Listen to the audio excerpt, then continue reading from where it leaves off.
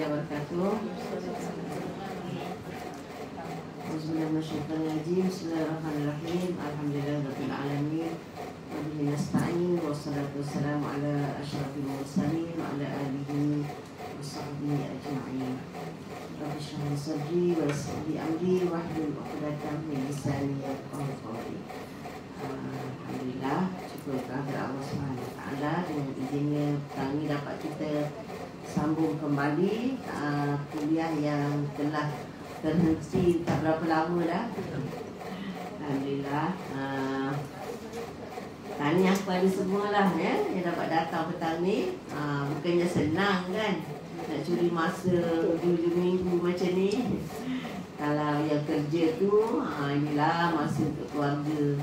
Ya, kalau yang tak kerja pun inilah masa anak cucu nak balik dengan kenduri kahwinnya. Aduh kan, macam-macam hari Sabtu ni Okey, apa pun alhamdulillah kita harapkan Allah Subhanahu Wa Taala mudahkan urusan kita dan mencatat kehadiran kita sebagai satu ibadah yang sebagaimana yang Nabi janjikan, siapa yang mengikuti satu jalan mencari ilmu, Allah mudahkan satu jalan ke syurga, insya-Allah.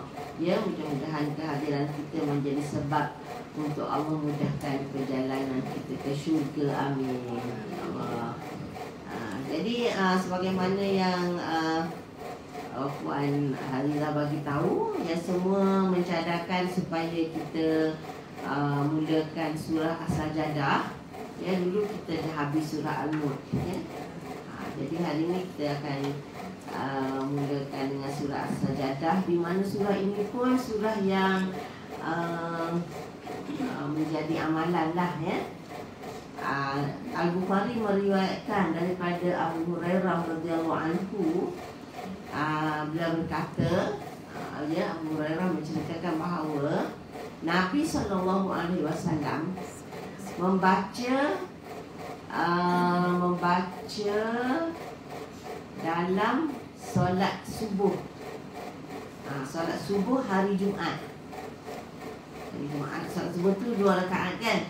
Jadi Nabi membaca surah Alif Lam Mim Tanzil, yakni As-Sajdah, dan Nabi baca Hal Ata 'alal Insan, ya, surah Al-Insan ya. Jadi daripada riwayat inilah menjadi amalan seluruh umat Islam. Kalau kat mana-mana pun kita pergi, memang hari Jumaat dia akan baca surah As-Sajdah kan. Dengan surah Al-Insan. Hadis lain pula riwayat Imam Ahmad daripada Jabir radhiyallahu anhu, katanya Nabi SAW tidak tidur. Tidak tidur sehingga baginda membaca Alif Lam Mim Tanzil As-Sajdah dan Tabarakalladzi biyadihil mulk. Kan yang kita selalu dengar malam-malam sebelum tidur, Nabi baca surah Tabarakalladzi biyadihil mulk. Rupanya di samping surah tu, surah ini juga menjadi amalan Nabi SAW sebelum tidur. Ni nampaknya ada surah Al-Mulk ni kan. Dibaca selepas solat Isyak. Selepas solat Isyak ya. Saya tengok dekat surah 4 pun ada dibaca selepas solat Isyak. Jadi maknanya sebelum tidur lah tu jadi kalau ikut sunnah tambah satu lagi lah, 2 surah jadi dua-dua ini mengandungi 30 ayat. Surah Al-Mulk pun 30 ayat. Surah As-Sajdah pun As-Sajdah pun 30 ayat. Dan dua-dua surah ni adalah surah Makkiyah ya. Surah Makkiyah maknanya surah yang turun sebelum Nabi SAW hijrah. Jadi Quran ni dibahagi 2 dari segi masa turun. Jadi yang diturunkan sebelum Nabi hijrah dipanggil surah Makkiyah. Nabi di Mekah sebelum hijrah 13 tahun. Kemudian hijrah di Madinah 10 tahun. Nabi wafatlah tahun 10 hijrah. Jadi surah yang diturunkan selepas hijrah dia panggil surah Madaniyah. Surah Madaniyah. Ya, Madaniyah, Madinah lah. Okey, yang diturunkan sebelum hijrah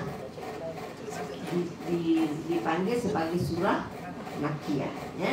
Jadi kedua-duanya itu ada perbezaan dari segi topik. Dari segi topik ataupun fokus. Kalau surah Makkiyah fokusnya ialah berkaitan dengan akidah iman dan akhlak. Fokus utama adalah akidah lah. Nak mengukuhkan keimanan kepada. Dah hafal ke surah ni? Dah tiap-tiap minggu dengar ni kan? Walaupun tak hafal kan, walaupun orang kata tak boleh lah nak baca gitu, tapi bila orang dengar orang baca tu rasa macam boleh, rasa boleh ikut kan, gitu. Sebab apa? Sebab setiap minggu dah dengar. Dia surah Tabarak lah ni, kalau dah setiap malam dah baca lepas Isya ni, dengan sendirinya boleh hafal, insya-Allah. Okey, jadi surah ni dimulakan dengan Alif Lam Mim. Samalah dengan surah Al-Baqarah. Jadi Alif Lam Mim ni dipanggil apa? Dipanggil huruf muqatta'ah. Huruf muqatta'ah. Walaupun dia tulis Alif Lam Mim ni bersambung, tapi dia tak baca bersambung. Alif tu dia tak letak baris atas ke bawah ke, kan? Lam pun tak ada baris atas ke bawah, begitu juga Mim. Jadi dia tetap baca dengan sebiji-sebiji. Itu dipanggil muqatta'ah tu. Maknanya muqatta'ah ni maknanya dia terputus-putus, dia tidak bersambung. Jadi kita baca Alif Lam Mim. Jadi alif kalau dia letak baris atas A lah kan. Kalau tak baris bawah I ataupun baris depan U, tapi dia tak ada. Dia tetap baca hurufnya, iaitu huruf alif baca alif, huruf lam baca lam, dan huruf mim baca mim. Jadi dia tiga huruf ni dia tidak gabung menjadi satu perkataan yang ada makna. Kalau dia letak kalau dia letak baris macam alam, kan alam, alif baris atas dia. Alam ni kalau dia letak baris gabungkan tiga huruf tu jadi perkataan, kata alam. Alam ni makna dia sakit. Sakit kan. Azaban alima, itu banyak jumpa kan. Azaban alima maknanya azab yang sangat menyakitkan, sangat pedih. Itu kalau dia gabungkan menjadi perkataan dia. Maknanya dia tak gabung, jadi maknanya dia tak ada makna tertentu. Jadi oleh kerana dia tidak bentuk satu perkataan yang ada makna, maka ulama' dia berselisih pendapat lah, mentafsirkan apa maksud ni, apa maksud huruf-huruf ni, kan. Jadi dalam Quran dia terdapat di awal beberapa surah huruf muqatta'ah seperti ini, ya. Ada yang 3 ni alif lam mim, ada yang 2 kan, seperti ha mim, ya sin ko ha, 2 sahaja. Ada yang 4 alif lam mim ro, kan, alif lam mim ro, alif lam mim sod. Ada yang 5 kaf ha ya ain sod, 5. Lebih tak ada dah. 5 yang paling banyak. Jadi apa maksud sebenar? Jadi itu ulama berselisih pendapat, ada beza pendapat, ya. Ada sebagian ulama yang berkata dia adalah rahsia Allah. Jadi mereka tak tafsir apa-apa, serah pada Allah. Ada pendapat begitu.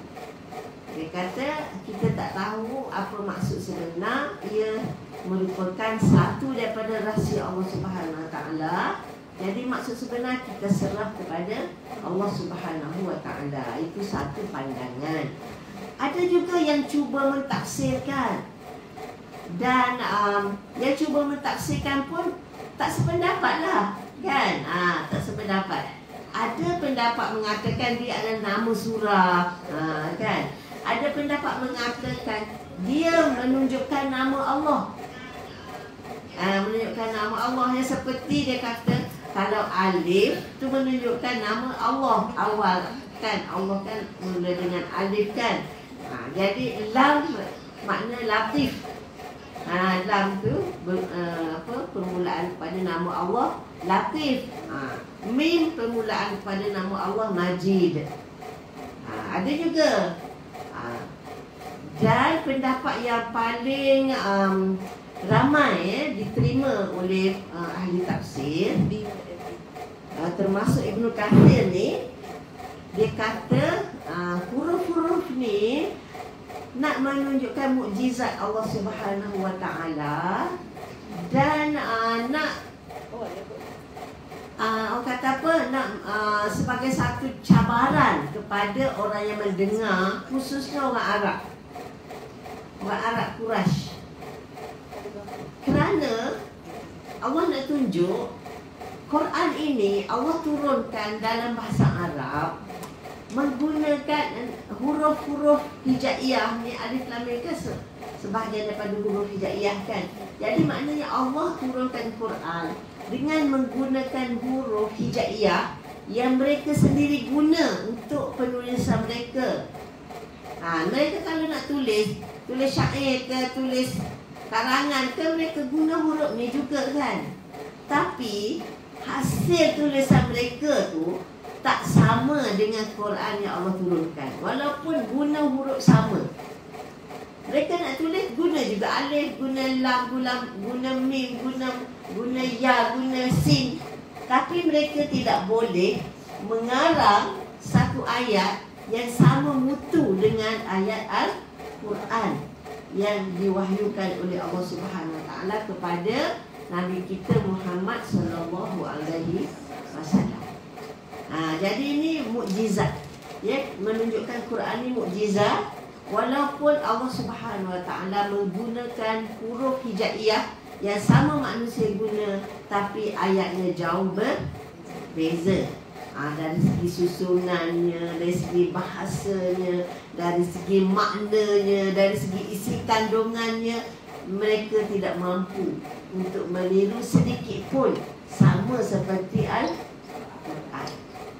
Jadi sebab itu surah-surah yang dimulakan dengan huruf muqatta'ah ni biasanya dia mengandungi penegasan tentang keunggulan Al-Quran.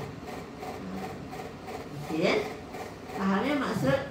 Jadi kesimpulannya, huruf muqatta'ah ni ulama berselisih pendapat dari segi maksud. Ada yang tak tafsir langsung, serah pada Allah Subhanahu Wa Taala, dan ada yang cuba tafsirkan. Dan yang cuba tafsirkan ini pun berbeza pendapat. Ada yang mengatakan ia adalah nama surah, ada yang berpendapat ia adalah nama Allah, kan, merujuk pada nama Allah.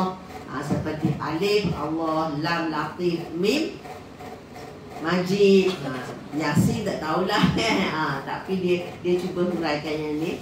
Kemudian ada yang berpendapat dia hanya menunjukkan satu cabaran, ya, menarik perhatian dan merupakan satu cabaran kepada orang yang mendengar, ya, nak menunjukkan Quran ini satu mukjizat, walaupun diturunkan dengan huruf hijaiyah yang sama yang mereka gunakan, namun dia tidak sama. Ya, jadi manusia guna hurufnya juga kalau nak tulis, tapi mereka tidak dapat menulis walau satu ayat yang sama dengan Al-Quran. Faham ya? Kalau tak faham boleh tanya, ya. Boleh tanya terus, tak sama malu lah, kan, sama kita je. Okey, itu ayat 1 dimulakan dengan alif lam mim. Ayat 2, tanzilul kitabi la raiba fihi min rabbil alamin. Tanzilul kitabi maknanya kitab ini diturunkan, ya. Turunnya Alkitab. Jadi kitab ni Quran lah, ya. Quran ini diturunkan daripada Allah Subhanahu Wa Taala kepada Nabi sallallahu alaihi wasallam, ya. Turunnya kitab la raiba fihi, ya. La raiba fihi ini sama dengan surah Al-Baqarah kan, zalikal kitabul la raiba fihi. Jadi la raiba fihi ini maknanya tidak ada keraguan tentang kitab ini, tidak ada keraguan tentang kebenarannya. Maksudnya tidak boleh diragukan lagi lah. Al-Quran ini sebagai satu kitab yang benar, kitab yang sempurna, kitab yang agung, kitab yang tidak ada tandingan. Tak boleh nak ragu lagi. Tanzilul kitab, turun kitab. Dari mana? Daripada siapa? Min. Jadi sebenarnya la raiba fi ini dia nak tegaskan tentang kitab itu tiada keraguan. Tapi dia sambung ayat dia tanzil ni sebab bila kata turun, mestilah nak tahu siapa yang turunkan, dari mana kan. Ni dia barulah dia sebut di hujung ni min rabbil alamin. Jadi Allah Subhanahu Wa Taala menegaskan bahawa kitab ini turun daripada Tuhan yang mencipta dan memilik semesta alam. Bayangkan Tuhan ni, Allah ni Tuhan, alam seluruhnya dia yang cipta, alam seluruhnya dia yang miliki, alam seluruhnya dia yang kendalikan. Jadi bayangkan bagaimanalah kandungan kitab ni yang datang daripada pencipta sendiri, daripada pemilik sendiri, daripada yang mengurusnya, menjamin rezeki dan sebagainya. Jadi sudah tentu dia sangat sempurna. Tak ragu, sebab tu dia kata la raiba fi. Kita buat contoh lah kan. Kalau kita tengok buku kan, buku. Kalau kita tengok buku ni, dia selalu dia tulis profil penulis kan. Jadi kalau katakan buku ni penulis tak dikenali, tak tahu apa kelulusan dia.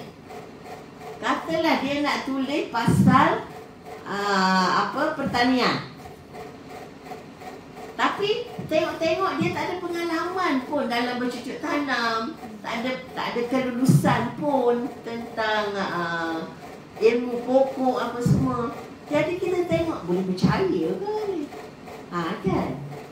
Tapi kalau kita tengok buku, penulisnya katalah dia ada PhD dalam ilmu tumbuh-tumbuhan, dia pula ada pengalaman 20 tahun dalam berkebun, telah menghasilkan berapa banyak buah-buahan ke sayuran ke apa. Jadi kalau dia tulis buku tentang pertanian tu, kita rasa yakin tak? Mestilah lebih yakin kan, berbanding dengan orang yang tak ada pengalaman pun. Kita nak tulis pasal pertanian. Ataupun kita nak beli buku resipi lah kan. Ini chef tulis ni kan. Chef ni ada pengalaman kerja kat hotel tu 15 tahun, kat hotel ni 20 tahun kan. Lepas tu macam-macam lah, telah pernah menang pertandingan masakan apa semua. Jadi kalau buku dia yang tulis pasal resipi ni, bestseller lah, nak beli kan. Kita yakin. Nampak tak? Kan orang kata kandungan sesuatu buku tu dia hasil daripada pengalaman penulis dia. Jadi orang yang kita tahu ada kelulusan, ada pengalaman dalam bidang tertentu, maka hasil tulisannya mestilah lebih diyakini lah kan. Jadi ini di kitab ni siapa turunkan? Rabbul Alamin. Dia yang mencipta, bukan saja pencipta. Orang kata yalah, apa lagi nak sebut, Rabbul Alamin kan, Tuhan pemilik semesta alam. Dia yang cipta alam ni dari tak ada kepada ada. Asal langit ni pun tak ada, bumi tak ada, bukit bukau tak ada, kita tak ada. Kemudian dia yang ciptakan kita semua, alam ni daripada tak ada kepada ada. Kemudian bila dia mencipta, dia yang mengatur, mengurus, menjamin rezeki, keperluan, semuanya dia yang melengkapkan segala-galanya. Jadi dia itulah yang menurunkan kitab ni, kitab Quran yang kita baca. Jadi apa lagi nak ragu? Apa lagi nak persoalkan? Itu. Itulah dia kitab ni. Tanzilul kitab bila raiba fi min rabbil alamin. Nak meyakinkan kita bahawa kitab ini memang kitab yang sangat-sangat kita perlukan. Sebab dia datangnya daripada pencipta kita sendiri dan juga pencipta alam tempat kita berada. Ya? Alam ni telah wujud lama. Dan dia cipta bukan alam, satu alam, alamin. Kan? Alamin ni jamak, ya, atau plural. Jadi banyak alam. Alam langit, alam bumi, alam nyata, alam gaib, alam manusia, alam jin, alam haiwan, alam akhirat. Alam ini ialah merangkumi semua alam. Jadi seluruh alam ini dalam genggaman dia. Sebab dia yang cipta dari tak ada kepada ada. Jadi Masya Allah, tak boleh nak petikaikanlah ilmunya, kekuasaannya, kekayaannya, semuanya pada dia. Ya, Allahus Samad kita sebutkan. Allahus Samad. Okey. Jadi itu ayat yang kedua, menegaskan bahawa kitab ini tidak ada keraguan tentangnya. Ia diturunkan daripada Tuhan Rabbul Alamin. Ayat yang ketiga, am yaqulu naftarah. Am yaqulu naftarah. Adakah mereka, yaqulu ni mereka, ya, mereka ni merujuk kepada orang musyrik pada zaman Nabi SAW. Ini pada asalnya lah, kan? Sebab biasanya orang kata diturunkan ni maknanya orang yang mula mendengar ialah orang sezaman lah, kan? Dengan turunnya Quran ni. Am yaqulu naftara. Adakah mereka berkata iftarahu? Iftarahu ni maknanya Nabi SAW tu mereka-reka. Itu makna iftara. Jadi adakah mereka, iaitu orang musyrik, berkata, yaqulu ni berkata iftarahu, Muhammad ni mereka-reka. Maknanya adakah patut, kita nak cakap, adakah patut mereka menuduh Muhammad ini mereka-reka Quran ni? Jadi nak membayangkan tuduhan yang sangat tak masuk akal. Orang kafir pada masa tu, orang Quraisy, musyrik, mereka ni, di kalangan mereka ramai yang pakar dalam sastra. Sastra, buat syair. Mereka kalau sastra tu syair lah, kan? Kita ni ada pantun, ada sajak, kan? Ada prosa dengan puisi. Jadi mereka, karya agung mereka adalah dalam bentuk syair. Dalam bentuk syair. Jadi sebelum datangnya Islam, mereka memang sangat, orang kata, menghargai karya-karya hebat. Setiap tahun mereka ada, kita panggil pesta lah, lebih kurang, ya. Pesta. Macam pesta mempamerkan karya-karya yang hebat-hebat. pesta buku lah. Macam pesta buku lah. Selalu kalau ada orang kata, ialah pameran buku ke pameran kereta ke pameran apa macam tu lah. Selalu kan yang dibawa ke pameran tu yang berkualiti lah kan.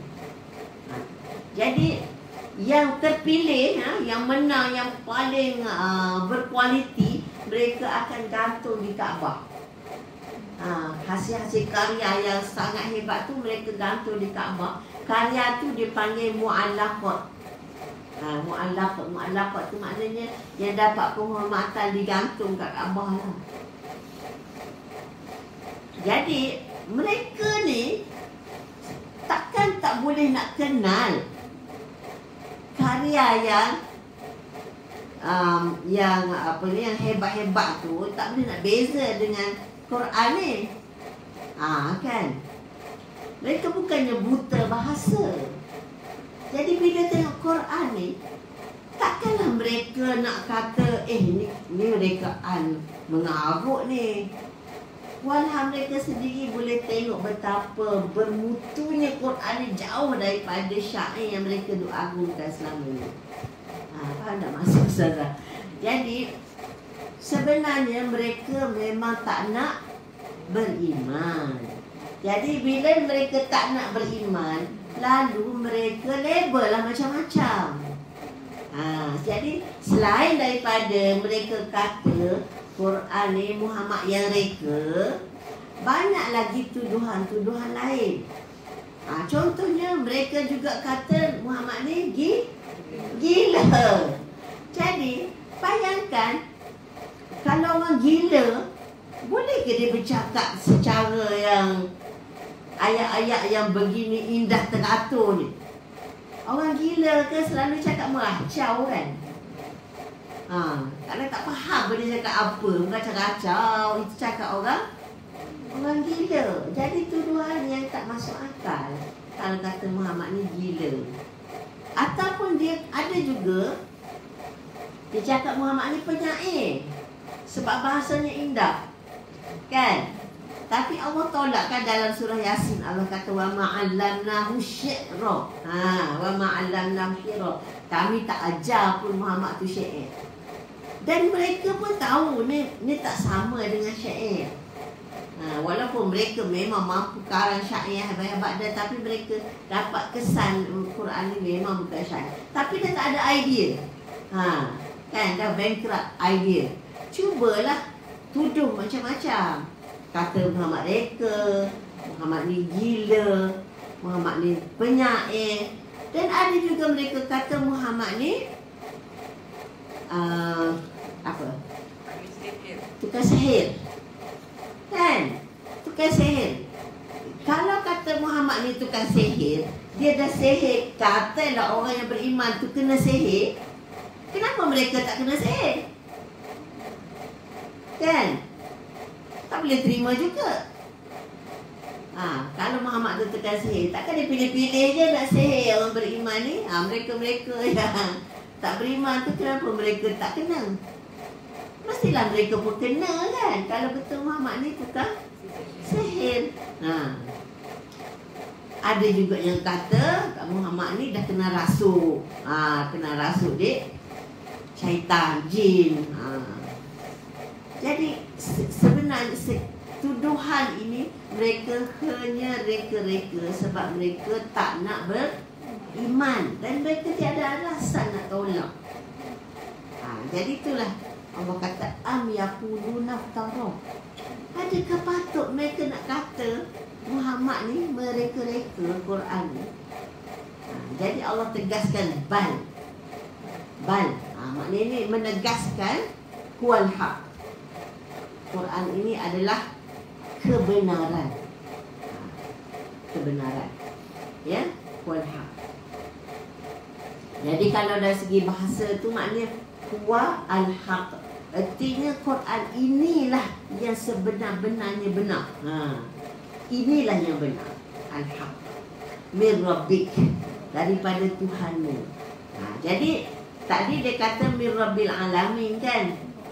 Tapi dalam ayat ini sebab dibawakan orang kafir ni tuduh Nabi Muhammad ni reka.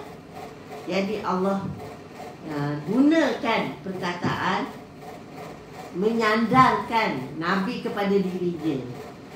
Bal wal haq, bahkan Quran ni benar, min rabbika, daripada Tuhanmu Muhammad. Walau tuduh engkau reka, tak, ini kebenaran yang mana Quran ni datang daripada Tuhanmu.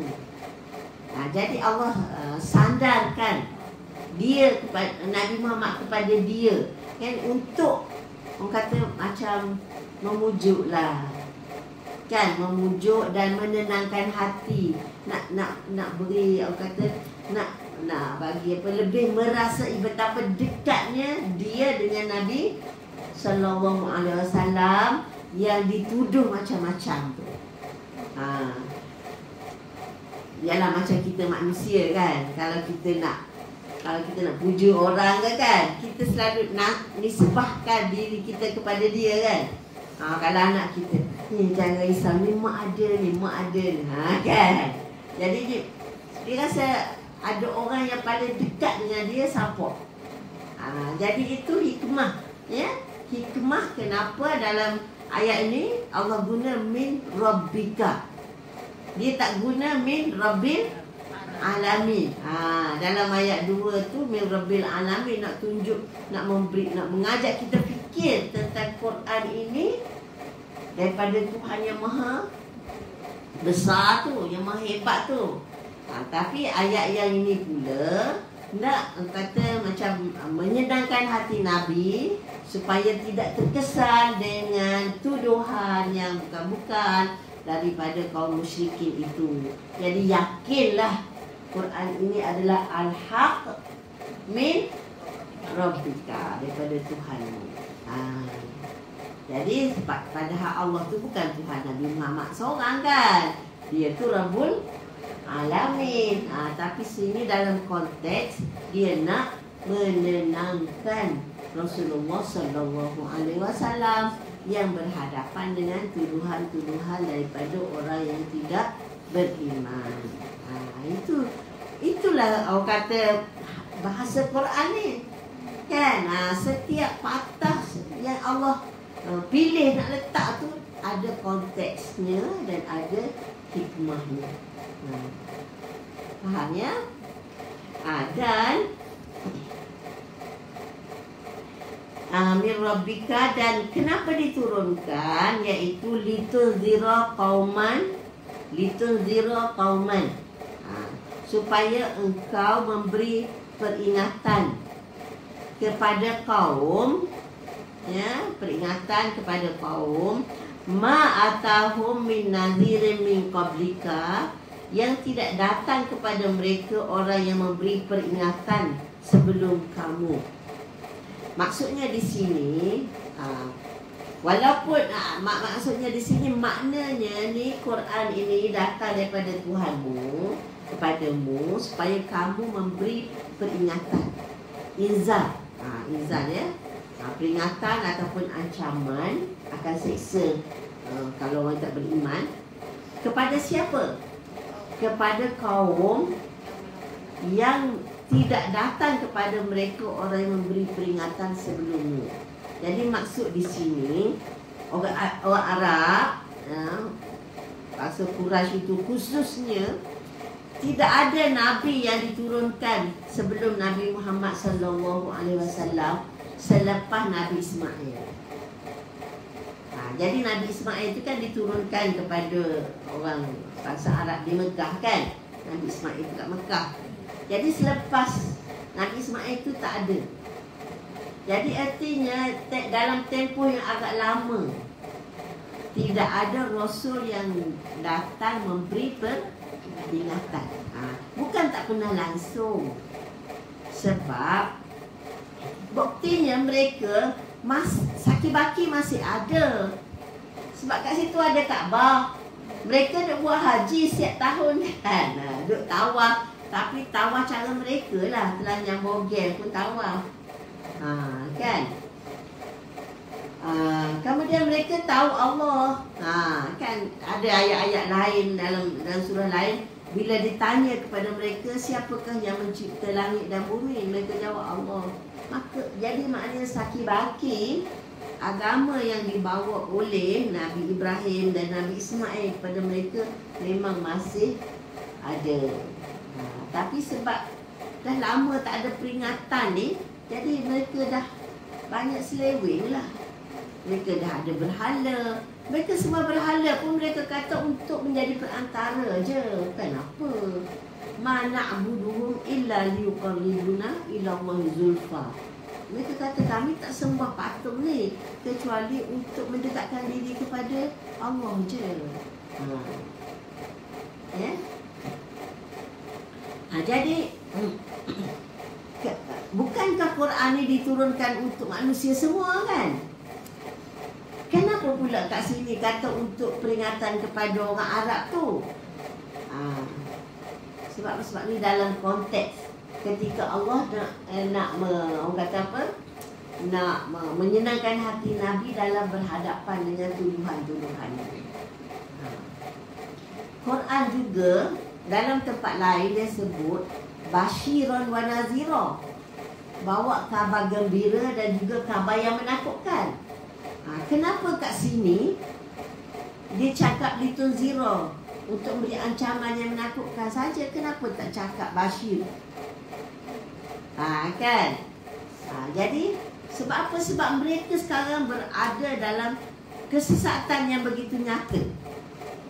Ya, semua berhala menentang Nabi. Jadi sebelum beri kabar gembira, kena bagi ancaman dulu. Kan? Macam kita kata ibaratnya kalau orang tu dia duduk di tepi gaul, dia nak jatuh dah kan. Sebelum kita nak offer benda, nak ajak makan kenduri ke apa, kita nak kena ingatkan, tu gaul tu kamu nak jatuh tu. Itu makna apa ni, little zero ni. Beri ancaman dulu, ingatkan dulu bahaya tu. Kalau dia selamat daripada bahaya tu, barulah ni mari aku bawa nasi ayam. Macam tu ya. Jadi sebab itu kat sini Allah tak sebut pasal basyir. Itu basyir. Itu basyir tu maknanya kabar gembira. Jadi pastikan mereka terselamat dulu daripada ancaman bahaya. Jadi sebab itu bukanlah nak menafikan Quran ni memberi kabar gembira. Sebab di tempat-tempat lain memang Allah sebut basyiron wa nadhira. Litun basyira bihi, litun zira bihi. Jadi setiap ayat tu memang ada konteksnya. Jadi sebab itu kat sini dia cuma sebut litun zira qauma. Jadi walaupun dia sebut sini untuk beri peringatan kepada kaum Quraisy tu yang dah lama tidak datang Rasul pada mereka, pun tidak menafikan Quran ini juga membawa ancaman kepada orang yang lain daripada Arab. Faham ya? La'allahum yahtadun. Mudah-mudahan mereka mendapat petunjuk, mendapat hidayah. Jadi maknanya tujuan Quran diturunkan ini untuk memberi peringatan. Mudah-mudahan dengan peringatan ini mereka mendapat hidayah. Jadi itulah menunjukkan betapa sayangnya Allah Subhanahu Wa Taala kepada hamba-Nya manusia ni. Kalau Allah tak sayang, biarlah, lantak engkau lah kan nak hancur ke, nak musnah ke, nak sesat ke. Tapi Allah Subhanahu Wa Taala tidak membiarkan hamba-Nya berada dalam kesesatan. Allah hendak semua hamba-Nya mendapat hidayah, yang mendapat petunjuk. Lalu dia turunkan kitab yang la raiba fihi, kitab yang wal haq ini, kitab yang benar ini, dan ditugaskan pula kepada Rasul supaya menyampaikan. Sebab Allah boleh je kan nak turun, orang kata daripada atas tu gedebuk turun kan, diturun je kitab ni gedebuk sebiji. Ambil ya, kau baca lah. Boleh tak? Boleh kan? Tapi Allah tak buat macam tu. Allah hantar. Hantar melalui malaikat. Bawa kan dengan penuh amanah. Kemudian malaikat ini sampaikan kepada Rasul yang dipilih. Supaya Rasul ni menyampaikan. Di mana bila Rasul menyampaikan, maka dia berperanan menjelaskan apa yang kita tak faham, apa yang perlu huraian, dan menjadi contoh bagaimana nak laksanakan. Macam kita masuk sekolah lah kan. Masuk sekolah ada buku teks kan. Beli buku teks, tak ada, ambil ni buku teks ni. Lepas tu bacalah sendiri, buatlah sendiri. Tak ada kan. Ada cikgu. Setiap buku tu ada cikgu yang menyampaikan, yang mengajar, yang mengurai, yang tunjuk contoh bagaimana nak selesaikan ni soalan yang ada dalam buku ni kan. Kalau tak ada cikgu yang tunjuk, teraba-raba lah murid. Jadi contohnya begitulah. Allah Subhanahu Wa Taala, dia boleh je kalau dia nak bagi kitab atau tak nak bagi langsung pun tak ada masalah. Tapi sebab dia ni sangat sayangkan hambanya, dia nak hambanya mendapat hidayah, hambanya terhindar dari kesesatan, maka dia turunkan kitab. Dan cara dia turunkan kitab pun melalui Rasul yang dia pilih. Di mana tu dia kata litul zero, supaya kamu memberi peringatan. Jadi Rasul ini peranan dia menyampaikan. Ni yang kalau kamu buat macam ni bahayanya gini kan. Ni kebaikannya gini. Kemudian apa yang kata apa perlu huraian lagi dalam ayat ni, Rasul terangkan. Dan kalau ada arahan supaya buat, misalnya solat kan, Allah suruh solat, maka Rasul ada tunjuk macam mana cara nak solat dari awal hingga akhir. Begitu haji, macam mana Rasul tunjuk macam mana nak laksanakan haji. Semualah. Jadi itu lengkap ya, hidayah yang Allah turunkan melalui Nabi, melalui Rasul yang diutus. Jadi maknanya kita sebenarnya tak ada masalah dah. Kalau kita benar-benar ikut panduan yang Rasul tunjuk berdasarkan kitab yang Allah turunkan ni, ikut semua, insya-Allah tak ada masalah. Selamatlah hidup kita dunia dan akhirat. Yang jadi masalah sebab ialah ada orang kata baca Quran nak suruh terang kubur kan. Jadi ingat nak suruh terang kubur je, tapi dunia ni tak terang kan. Sebab tak faham kan. Tak faham dan tak ikut panduan. Jadi itulah banyak masalah. Nak cari penyelesaian bukan rujuk Quran. Abu Bakar radhiyallahu anhu diriwayatkan pernah berkata, kalau hilang tali unta pun dia cari dalam Quran ni. Macam mana cara awak nak cari dalam Quran, Allah alam. Tapi maknanya sebenarnya dalam Quran ini mengandungi segala yang kita perlukan. Kenapa tidak? Sebab dia datang daripada Tuhan, pemilik semesta alam. Dia pun sangat pengasih dan penyayang.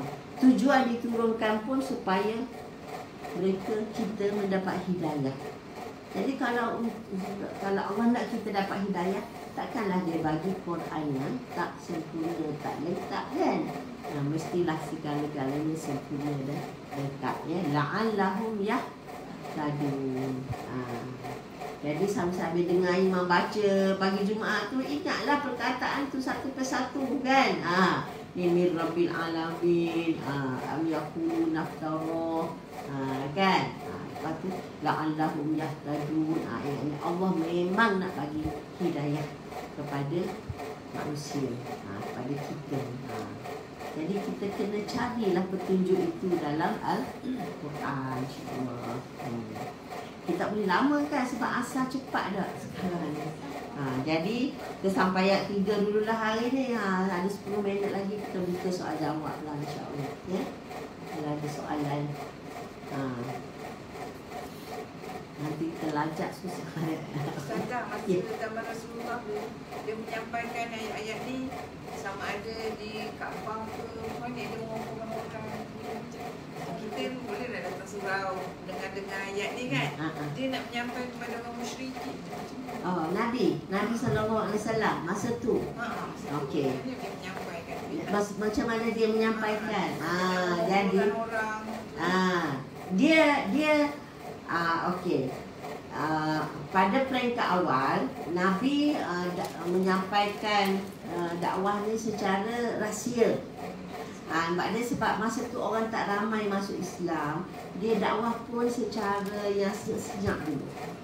Jadi masa tu dia ada satu markas lah. Markas yang orang kata yang diwakafkan oleh, dipanggil Al-Arqam. Rumah Al-Arqam. Al-Arqam ni nama orang. Dia menyediakan rumah dia untuk menjadi tempat Nabi menyampaikan ajaran. Kan masa tu. Ini selama 3 tahun Nabi menyampaikan secara rahsia. Jadi lepas tu barulah Allah perintahkan supaya disampaikan secara terang-terang. Jadi bila sampai terang-terang tu Nabi akan baca lah. Maknanya kalau di Kaabah tu jumpa orang, Nabi akan sampaikan. Kalau katakan kan Ustazah kata mereka, tradisi mereka memang datang berkumpul bulan Zulhijjah untuk buat haji. Kabilah-kabilah dari luar ni, dia datang buat haji. Cara mereka buat haji tu Allah Alam lah kan, sebab yang tahunya ada tawaf, mereka telanjang. Satu kemuliaan tawaf dan keadaan telanjang tu, kan. Jadi Nabi akan pergi ke kemah-kemah. Setiap kabilah tu dia datang, dia buat kemah. Jadi Nabi pergi ke setiap kemah tu menyampaikan ajaran. Jadi ada orang yang dengar, ada orang tak nak dengar.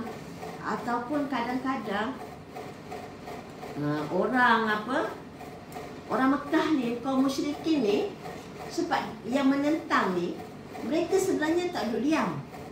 Mereka berpakat sama-sama mereka.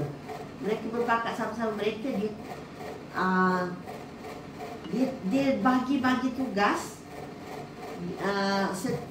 Maknanya setiap jalan nak masuk ke Mekah tu, mereka letak orang dia. Jadi orang datang dari sana, ada orang Quraisy, orang musyrik yang tunggu. Yang dari arah sana ada, sini ada, sini ada. Jadi mereka dah tunggu jalan masuk ke Mekah tu. Bila ada orang luar nak datang, dia kata, kamu masuk ke Mekah ni jaga-jaga tau. Sekarang ada orang tengah gila. Kamu hati-hati, jangan dengar apa yang dia cakap. Kami ni tahu, kami kenal dia. Dia tu cakap tak betul. Dia dah bagi ancaman. Jadi setengah ni, orang yang datang ni, sebab orang Quraisy tu sendiri cakap, dia percaya ada yang masuk dengan sumbat telinga, tak nak dengar. Lepas tu ada yang memang mengelak, tak nak jumpa Muhammad. Tapi ada juga yang tak dengar. Dia kata, tak apalah, kita dengarlah. Kalau tak betul, kita pasal percaya. Kan? Jadi maknanya di kalangan mereka yang datang tu, ada juga yang tak makan hasutan. Mereka dengar juga. Jadi bila dengar tu, banyak jugalah yang beriman. Macam tu. Itulah maknanya Nabi dia memang sampaikan kat mana-mana kepada siapa. Sama ada yang dalam Mekah sendiri atau di luar Mekah. Dan malam-malam dia baca kat rumah dia, dia solat, baca Quran kat rumah dia. Dia baca. Jadi Abu Jahal ni, dia pernah malam-malam dia pergi mengintip, duduk dekat rumah Nabi ni, dia dengar Nabi baca. Kadang-kadang bukan dia seorang, ada juga orang lain yang kepala-kepala ni, mereka menyuruh datang mendengar. Jadi kadang-kadang dia terserempak sama sendiri, tapi tak ngaku. Jadi bila dia dengar tu, dia itu yang dia tahu Quran ni memang ni, tapi sebab degil kan, tak nak beriman juga. Macam tu lah. Itu di Mekah lah. Kalau Madinah tu kan ada masjid kan. Tapi walaupun begitu, Nabi sampaikan di masjid, tapi tidak bermakna Nabi cuma sampaikan dekat masjid sajalah kan. Okay. Harap menjawab lah soalan. Okay, insyaAllah. Okey, soalan lain. Ustaz, apa beza ya ayyuhallazina amanu, ya ayyuhan nas? Ada tempat turun yang Okey. berbeza kan? Kalau ya ayyuhallazina amanu tu ayat Madaniyah. Oh, ada. Dah turun di Madinah. Sebab masa tu ya ayyuhallazina amanu ni biasanya dia diikuti dengan perintah melaksanakan hukum hakam. Jadi tu Madaniyah. Di Mekah dia masih guna ya ayyuhan nas, manusia semua. Sebab apa? Sebab dia mengajak beriman. Jadi ya ayyuhallazina amanu ni perintah supaya buat.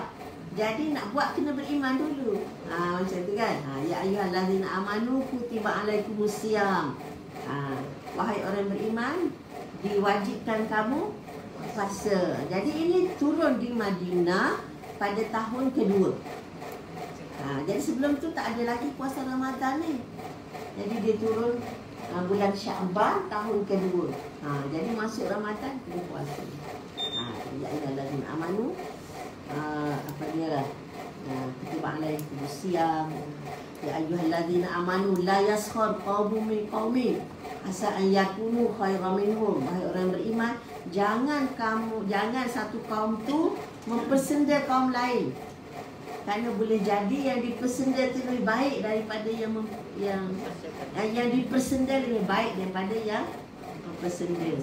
Wala nisa'um min nisa'in. Jangan satu kaum wanita ni mempersenda wanita lain. Asa an yakunna khairan minhunna. Boleh jadi wanita yang dipersenda lebih baik daripada wanita yang mempersenda. Jadi mula dengan ya ayyuhallazina amanu. Ya ayyuhallazina amanu istanibu katsiran minadh-dhann. Wahai orang beriman, jauhi daripada kebanyakan sangka-sangka. Kata buruk lah kan. Kenapa tu dia tu? Kan, sangka buruk. Tengok orang buat macam tu, pandai-pandai pula nak tafsir kan orang. Jadi bila tafsir tu selalu yang tak baik lah kan. Tak usahlah ambil kerja nak mentafsir. Jadi maknanya Allah larang daripada sangka buruk. Ya. Itu ke masa ayat tu tak ada tanda baris. Tak dengar. Masa ayat Quran mula turun, maksudnya tak ada tanda baris semua yang kita baca ni, macam kita baca. Dia tajwid dia. Jadi masa Sayyidina Uthman dia ada baris. Okey, dia gini. Quran ni dia turun baca aja. Dia turun baca kan, dia turun kepada Nabi SAW, Jibril bawa dalam bentuk dia pendengar, bacalah. Jadi Nabi cuma baca. Nabi pun baca, lepas tu Nabi lantik orang tukang tulis. Macam tu kan, tukang tulis. Jadi mereka tulis tu dan baca berdasarkan hafazan. Dia tidak bergantung pada tulisan tu saja. Jadi dia tulis ikut kaedah penulisan masa tu lah. Tapi pada masa yang sama mereka menghafaz. Ramai orang maksudnya. Ya. Ada ramai orang lah yang dia Memang umat Islam memang maknanya kebanyakannya menghafaz lah. Jadi hafazan itulah menjadi panduan. Sebab itu mula-mula idea nak kumpulkan Quran ni pada masa Abu Bakar kan, lepas Nabi dah tak ada kan. Bila berlaku peperangan melawan orang murtad tu, masa tu ramai orang yang hafal Quran syahid. Ramai yang syahid dalam peperangan tu. Jadi itulah Umar radhiyallahu anhu mencadangkan supaya Quran ni dibukukan. Dibukukan. Jadi sebab dia kata kalau tak dibukukan, sebab dia masa Nabi wafat tu Quran ni dia tak dibukukan dalam sebuah kitab kan. Dia tulis, orang tu tulis sikit, orang tu tulis sikit, jadi tak terkumpul. Jadi itulah dia ambil inisiatif nak kumpulkan tu. Dia kumpul para penghafaz lah. Dia kumpul catatan orang ni, kemudian dipadankan dan disemak oleh penghafaz. Akhirnya lengkaplah satu Quran.